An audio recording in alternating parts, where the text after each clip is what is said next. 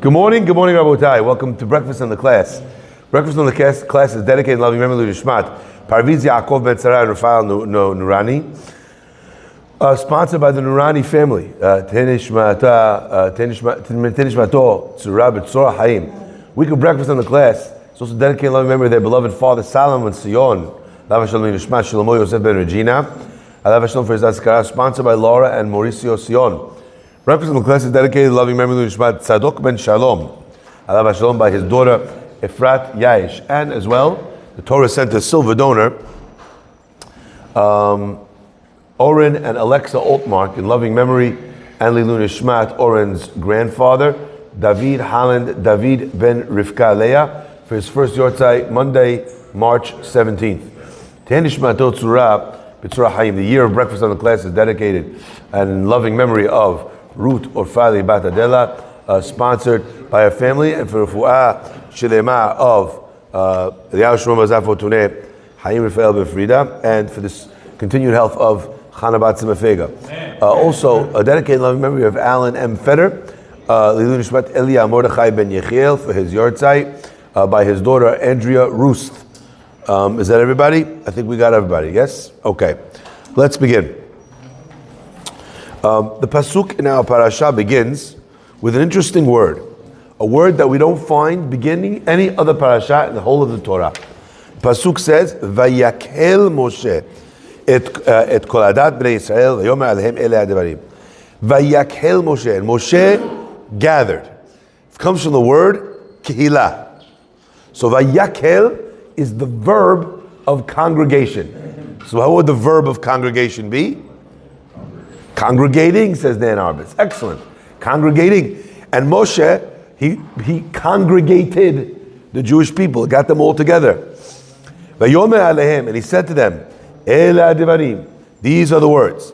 And what is he going to tell them? What is he going to teach them about? He's going to teach them all about the ideas that are connected with the building of the Mishkan, and to start undertaking that job. And he teaches them as well, in teaching them about the Mishkan, he teaches them about the laws of Shabbat. Why does he need to teach them about the laws of Shabbat in the context of building the Mishkan? So there's numerous reasons for this. One reason is because that's actually how we know what we're not allowed to do on Shabbat. We're not allowed on Shabbat to do what? To do work that was done in order to be able to build the Mishkan. That's number one. Number two, the second thing is, anyone else know? Why else? What's the connection between Shabbat and building the Mishkan? It's our promise, What do you mean? What keeps us with Hashem, the Jewish people, and Shabbat. Okay, beautiful. So both of them are things that bring us close to Hashem.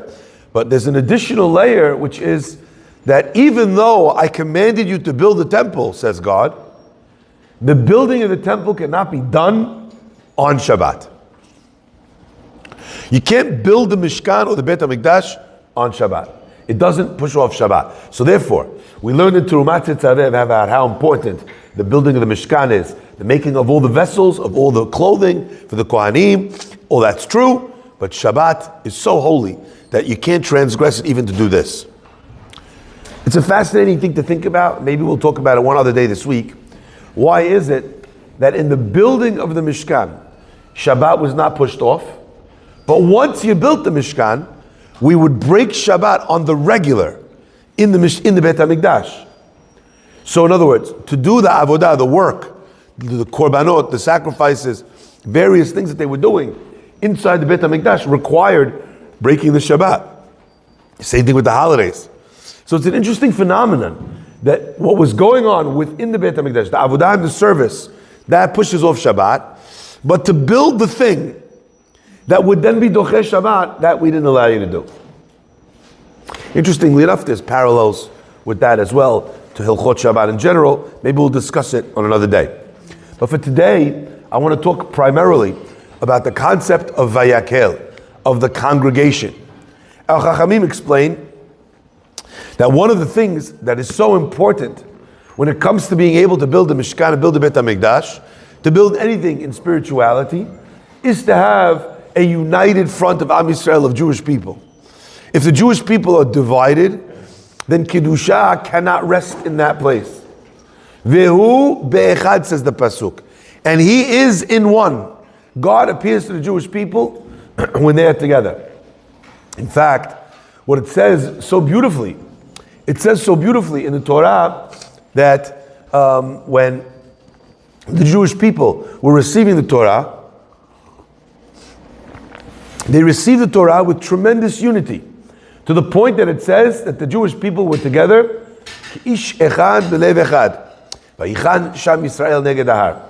The rabbis explained, the Hafetz Chaim explained, that it's not a happens-to-be thing, that they were united when they got the Torah. Rather, it was a prerequisite without which the Torah could never have been given to the Jewish people. Let's just be clear on what the profound impact of that statement is.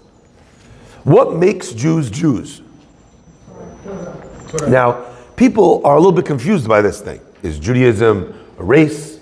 Is it a religion? Is a person who doesn't keep Torah, are they Jewish or not? Of course they're Jewish, so how could it be? Is it Judaism about Torah? And the answer is that the idea of making the Jewish people a Jewish nation was focused around receiving the Torah. Once you or your parents all the way back, matrilineally in Jewish halakha, once that choice was made, you and your children forever are Jews, part of this. At this point, the Torah is something you're obligated in, and whether you're keeping it or not, you're part of this tribe. But the idea of Torah being given is the core and the basis of what it means to be a Jew. Without it, there is no Judaism. Without it, there are no Jews. That means that the key ingredient for the Jewish people to be created was unity. Could you imagine that? Now, we say in Avot, there's 3 pillars that the world stands on. Ala Torah, ala Avodah, val Gemilut Chasadim. But it sounds like that's only after the fact.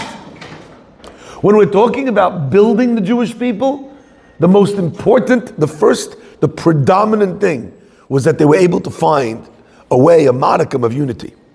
Now there were Jews that were, I guess, more religious and less religious at that point. There were Jews that were wavering at that point. And yet, Am Yisrael figured out a way to be able to have a feeling of connectedness that the Torah describes as literally like they were one man, like they were one man with one beating heart. What an unbelievable image that is in our minds. To build anything, that is what we need. For Galut, to go back to Eretz Yisrael, to rebuild the Beit HaMikdash, to have Mashiach, that's what we need. Avah Chinam, love that is baseless, that doesn't have anything to it. But the question is, when we look at this idea, I would imagine that the value of the Jewish people coming together is when they come together for good things. Let's say, as an example, they don't come together for good things. Right? Yaakov Avinu says, B'kehalam, in their gathering, I don't want to be. Who's he talking about? The gathering that was made by Korach. Korach gathered all the Jews, and he says, what's this guy Moshe doing? He's taking leadership for himself. Moshe's like, I don't want leadership. What are you talking about? But they were all gathered against Moshe, against really God's messenger. So this concept that there are only good gatherings is not true. Sometimes people gather for bad things. Some of the protests that we're seeing, that's gathering for a bad thing. So is gathering in and of itself, is congregating in and of itself valuable? So the question is, why would that be? Why would it be that there would be a value to togetherness when that togetherness is for the sake of something wrong? And let me share with you an example of this. I've got 2. The first example goes way back, all the way, almost to the beginning. Rashi tells us that there were 2 generations. A generation of the flood and the generation of the Migdal, the Tower of Babel. Rashi asks, quoting Chazal, Rashi asks, what's the difference between this generation and this generation?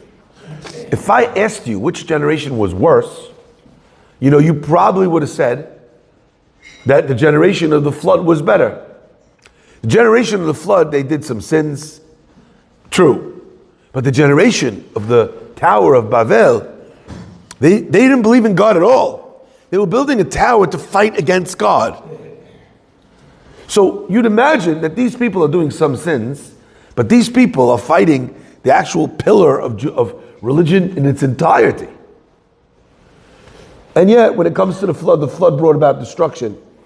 And when it comes to the Tower of Babel, even though there was a punishment, the punishment was much less severe.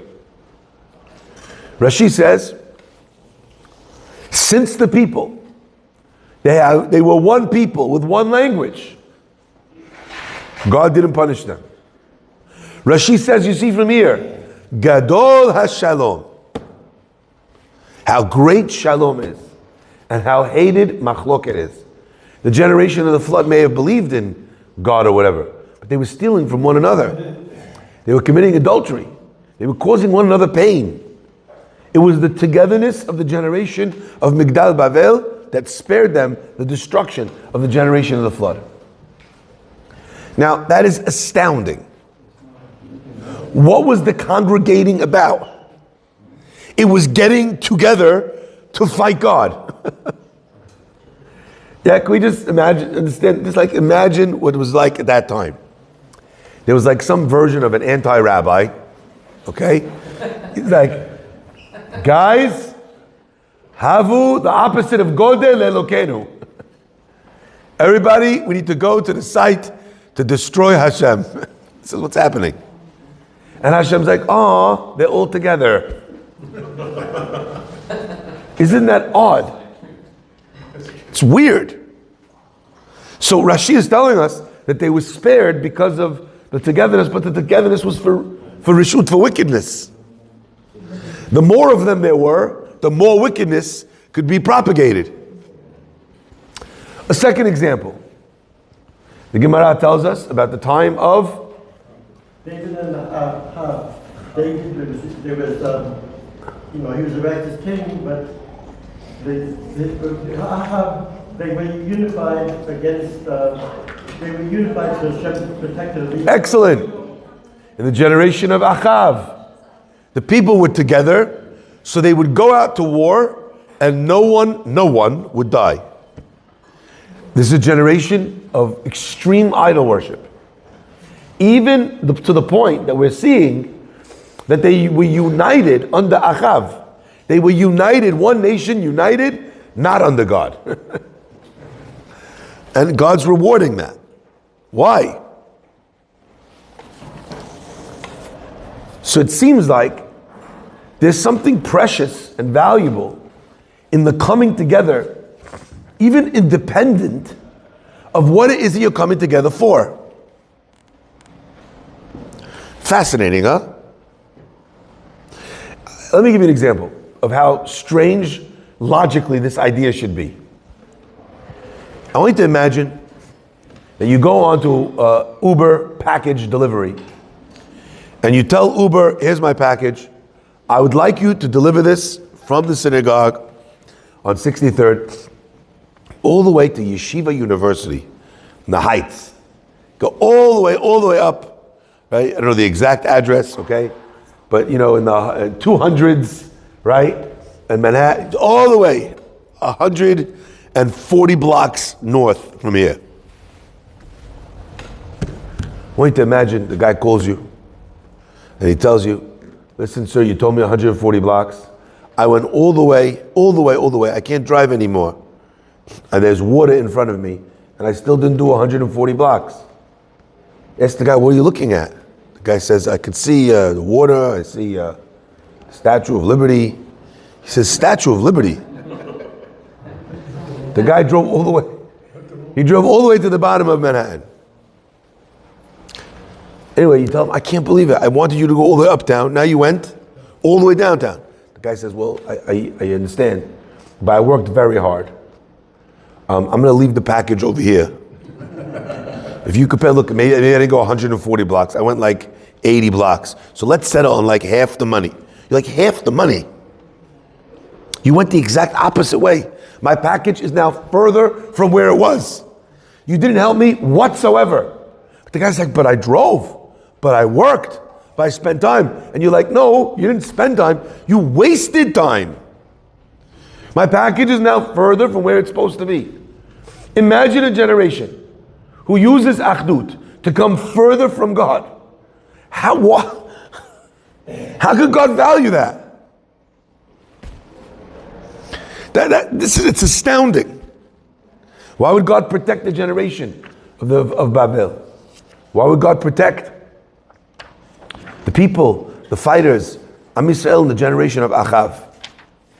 So this is a very difficult thing to wrap your head around. So I have a suggestion, but I have a follow-up question to my suggestion.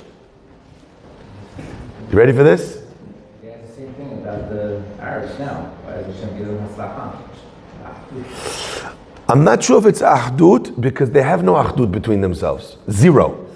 I think the hatzlacha that they have is because of tefillah and misirut nefesh. That's what I believe. Ahdut they don't have. There's not one country that's willing to allow one Palestinian in. Until Trump puts all the pressure, and then they're like, okay, we'll take 37 almost dying children. It's like unbelievable. The people that are suggesting that Israel doesn't care about the Palestinians care less about the Palestinians than we do. We're setting up a field hospital right outside of Gaza. They won't take in. It's amazing. So Achdut, it's hard to say that they have. My friends, I want to share with you an answer, but then that answer has a follow-up question. So I'm going to do something a little bit unorthodox, and I don't mean reform conservative. I mean, it's not something you expect. Before I give you the answer, I'm going to ask you another question. That's actually very orthodox. I take that back. That is like so religious. That's something that only from Jews do. Look, I could give you the answer, but first, let me give you another question. Whatever my answer is going to be to this question, why God values togetherness. In fact, the very midrash that I quoted to you, that says that the generation of the Tower of Babel was spared. For what reason? Because they were together. Look at the punishment that God gave them. What punishment did he give them? He mixed up all their languages and he spread them out across the whole. So if he liked it, so he didn't punish them, how did he punish them with the thing that drove away their connected nature? That's a good question. I saw Joe, you were liking that as soon as I had opened up the path, you were like there. Listen to this, my friends. I think the answer is as follows. There's a profound question that was asked by the Brisker Rav. And he asked as follows. He says, Abraham, when he's looking for a wife for Yitzchak, he goes to one specific place for shidduchim. You know, I don't know if any of you has been in what they call the parasha of shidduchim. You know what that means? Parasha means in the space, you know, in the saga is a better word. The saga of shidduchim, of trying to have an arranged match, figuring out someone for your daughter, for your son. Right back in it now, Baruch Hashem. You know, 2 kids, Baruch Hashem, married, thank God. And now the next one's in the parasha, okay? But it is a parasha, it is a saga. It ain't a line, it's not a little Rashi somewhere. It's a whole, got chapters and verses and back and forth and up and down, and there's stumot and ptuchot, there's like open parts and closed parts, it's, you know. Just like a parasha as well, sometimes you think you're at the finish line, like at the end of the parasha on Shabbat, then you have to go back and read that part again. You know, same thing. Same thing. When Avraham is dealing with this, he's got one son from Sarai Imenu. One son that's going to carry on the Jewish people. One. So he's got to figure out who he's going to marry. He tells Eliezer, I need you to go on a journey. Where? Go back to the city that I grew up. Find me a shidduch for my son. Anyway, Eliezer goes, we all know the story. Finds Rivka. The Chachamim ask a question. Why would someone want a shidduch from their hometown? You know, if you're a deal boy, And you think to yourself, I really want a deal. I want a kid from Deal, for my daughter, for my son. What are you saying? Culture. What's a Deal boy, a Deal kid? A kid that knows how to have a life that doesn't need to be busy all the time. We went through the winter, sometimes we didn't see a human being for 6 months. My best friend was a snowman. You understand? It was quiet, 90% of the houses empty. You have to drive, you get on your bike 45 minutes to meet another Jewish kid that you could play basketball with. And then you had a one-on-one. You understand? It was quiet. It was, but especially back then. I just turned 47, a week ago, whatever. And again, in 2 weeks. My Hebrew birthday is very far apart. But you understand this? Yeah? Maybe you're saying that. A lot of the Deal kids have very nice midot. You know why they have nice midot? Maybe sometimes even more than other places? Because when you're in a place like Brooklyn or you're in a place like Lakewood and there's 900 kids and everybody needs to fight. You need to fight for your space. You need to fight to be heard. You need to fight to get on the court. You need to fight for everything. You need to have that aggressive nature to survive. It's like an only child in Deal. It's quiet. And the people, therefore, the pace of life is slower. You find in a lot of out-of-town communities. It's not as hectic. So therefore, you don't have that need to be able to, just to compete. There's no competition. On the other hand, people would say, if they're from Brooklyn, no. I don't want a kid who's a bump on a log sitting there relaxed. I need the guy up first thing in the morning with the honking of the horns. Right? I need the action. A person might prefer, if they're Brooklyn, they want a Brooklyn person. If they're Deal, they might want a Deal person. If they're LA in the Valley Torah. Like that might be what they want. You could imagine Abraham Avinu was thinking, go back to my hometown. But the funny thing is, Abraham's hometown was the city that tried to burn him alive. That's what happened to him. That was his last interaction with his hometown. Oh, I have such fond memories. Yeah. It's a little warm. My fond memories a little warm. I was sweating a little bit in the oven, but thank God I survived. Right? Understand? It's strange. So the Brisker Rav asked, why would he choose to find someone from his hometown? And the Brisker Rav offers a fascinating answer. He says it's true that the people of his town were all idol worshippers. And he was the one trying to convince them, Abraham himself. His own father used to sell idols. Right? Over the years, I've had different names in my mind for what Terach's idol store was called. Leading amongst them is Idols Are Us. I don't know why, it just has that ring. I don't want to grow up. I don't want Olam Haba. That's that, got the whole jingle and everything.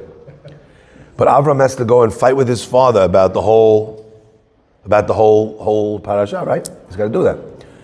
So the Brisker Rav said like this. He said, De'ot, you could change. When it comes to a person's thoughts, when it comes to a person's ideology, you could change someone's ideology, their ideas, the way they think. People can be shown emet, and then they can change. But he said, but midot are so hard to change because they're hardwired on such an elemental level of the person. Personality traits. To uproot a midah, says Rabbi Yisrael Salanter, to uproot one character trait, he said, is harder than finishing all of Shas. It's a lifetime of work sometimes. Guy's impatient. You know how hard it is for him to become patient? I just want to share one thing. Huge culprit in impatience. Anyone here feel like they're a little impatient? Anyone here? No? Nobody? Nobody? Some of you are thinking, when is this poll already going to be over? Right? 4 or 5 guys. You know what has made me much more impatient than I ever was? WhatsApp.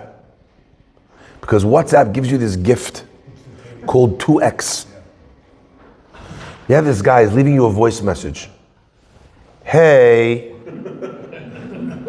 So I was wondering, maybe if the shul, I'm like, Once you get on the 2x train, you need a 2x everything. Everything.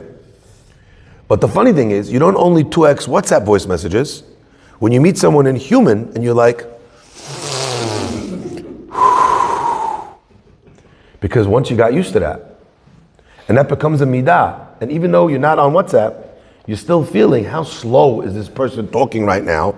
Do they not realize I have other things to do this century? That's why New York is so like Southerners. By the way, absolutely. I went to LA, I'm sitting there online, I don't know what to do. I did not know what to do with myself.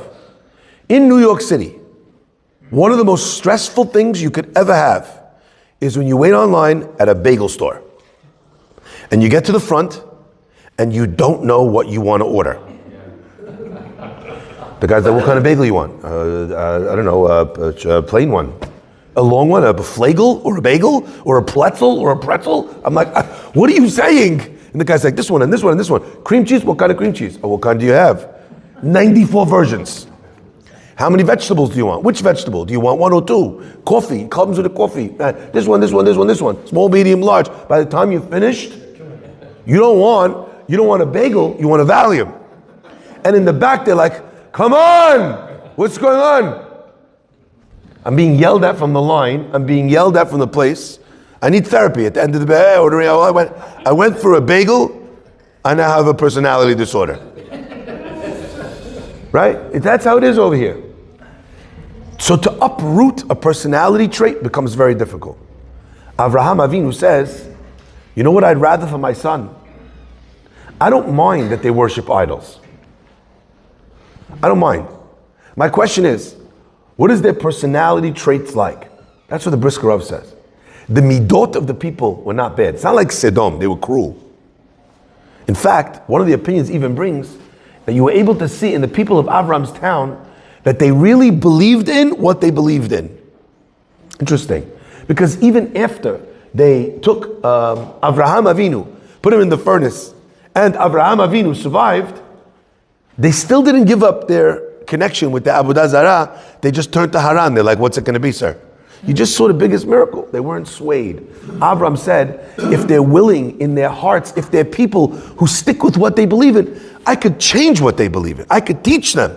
And then that same character trait of sticking to what they believe is correct will then be fueling the right thing, fuel their truth. I'd like to suggest that that's an nekudah.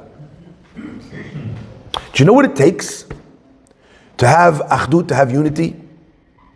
By definition, unity requires sacrifice. It's hard. What do we say? Amonai oz le'amo yiten. God gives strength to his people. Amonai yivarech et amo b'shalom. God blesses his people with peace. What are strength and peace doing in the same sentence? And the answer is, it takes a certain kind of strength to be able to make peace with anybody. Because it means that you have to give up on something. It means that you have to check your ego. It means that you have to check your desires. It means that you need to give something in order to be able to have this shalom. We find it in every machloket. Between a husband and wife, between parents and children, between friends, between brothers and sisters. Especially when it comes, Shema Yisrael, to inheritance. My friends, listen to this. Therefore, God says exactly what Avraham said. I cherish their unity. Because their unity means that they have vanquished their midot, their character traits. Greed, ego, honor, whatever. However, they might need to be punished for something else.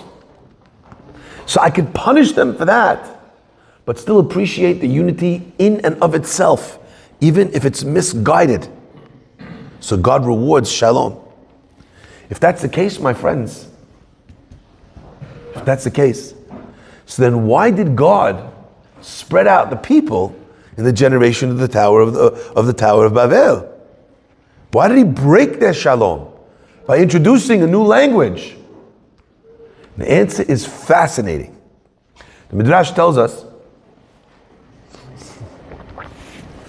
that in the generation of the tower, they were united in building this tower to fight against God. They were so focused on what they were doing. The Midrash says something remarkable.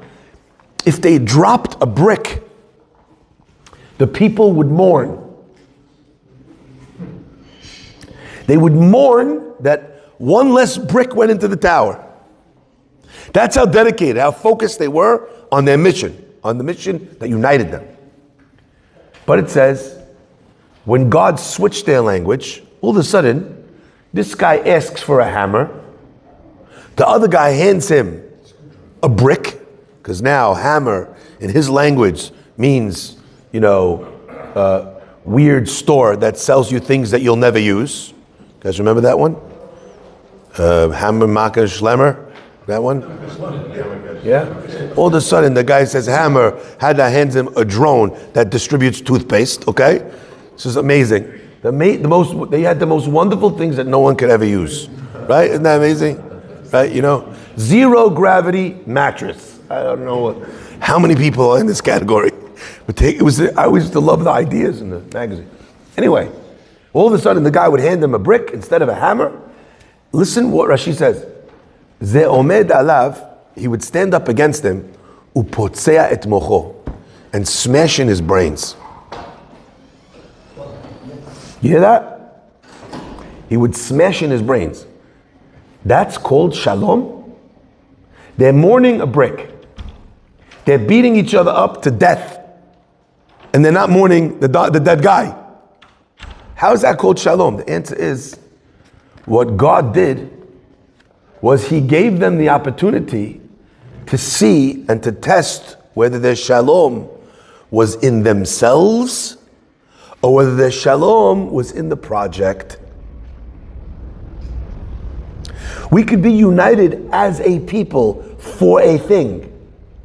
Or we could be united for a thing, but there is no unity in the people. So what did God do? By changing the language, all of a sudden, literally, the people were speaking different languages. He created a differential between the people. And He created a situation where you'd have to make the effort to be able to create a relationship. But in that minute, if the person was in your way, what's more important to you? The mission or the man?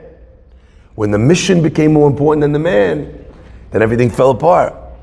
But I love pointing out, but still, even that fragile piece, even that separate piece, to quote a book that I've always hated with all of my soul,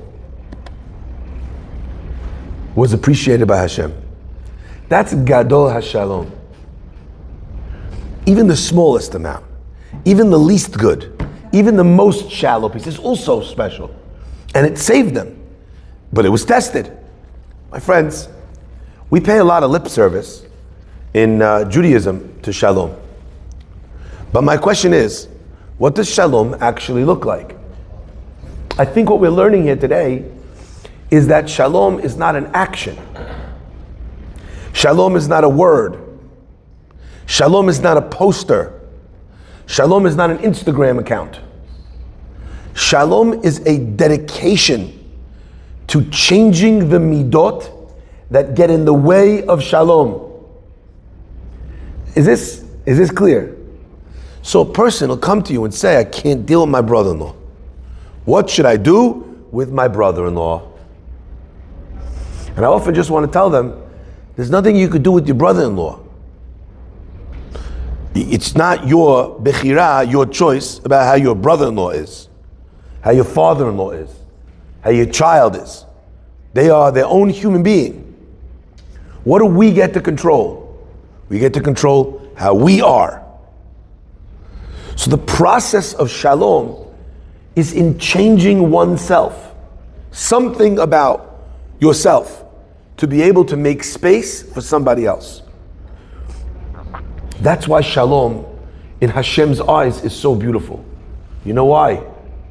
Because the minute you make shalom with someone, you become like God. That sounds crazy. But rather, let's take a look. Oseh shalom bimromav. What does Hashem do? He makes peace in the heavens. That's what he does. He takes things that are opposite one another, and what does he do? He makes them work together. Our whole world is that balance of counter forces that allow for life itself to exist. Not too much, not too little. There was a great rabbi I saw, he says, I love drinking coffee every morning.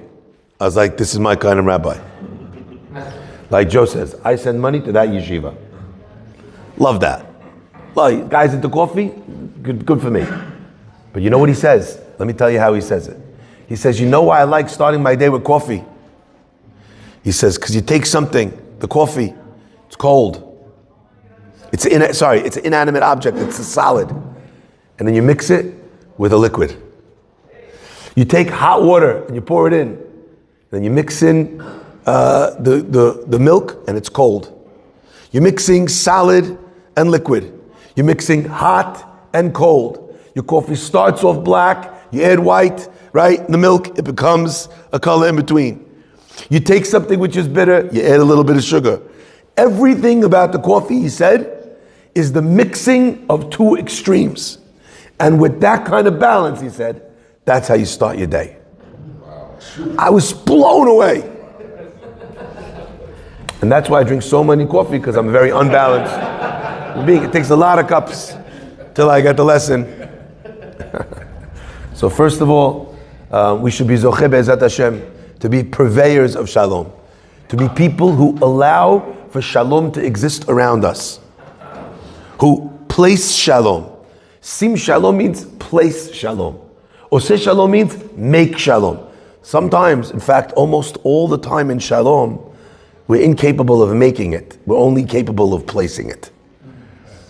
We put something on the table, we put forward some part of ourselves in a way, and then suddenly there's room to maneuver. I explained to the person, like, this is what I want, but like, I'm not stuck to that. I'm not married to that. It's okay for you to be here in your way, on your style, on your level.